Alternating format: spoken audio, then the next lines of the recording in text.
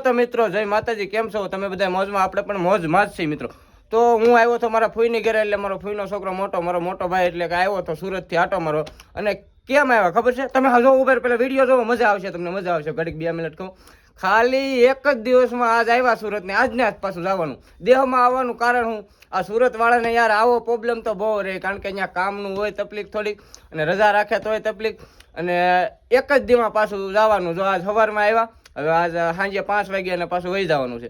હવે એને આપણે પૂછીએ, થોડું ઘણું બોલે તો ભાઈ કે હું લેવો ભાઈ તમારે તરત ને તરત આ જે દિવસે આવ્યા એ જ દિવસે સુરત પાછું જવું છે. જરા અમારે ભાઈ તો ભાઈ કેમ તમારે પાછું આજને આજ સુરત જવાનું છે?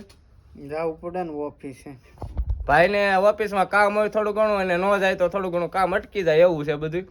અને જો આ એક જ દિવસ સુરત વાળાને આ તકલીફ તો બહુ રહે. સાચું કહેજો, તમારે પણ આવું થતું હોય ને, સુરત વાળા મારા વિડીયો જોતા હોય ને, તો તમે કોમેન્ટ કરજો. અને આમ જો આ ભાઈને કોઈ ઓળખતા હોય ને સુરતથી, તો જરીક કોમેન્ટ કરી નાખજો. બધાને જય માતાજી.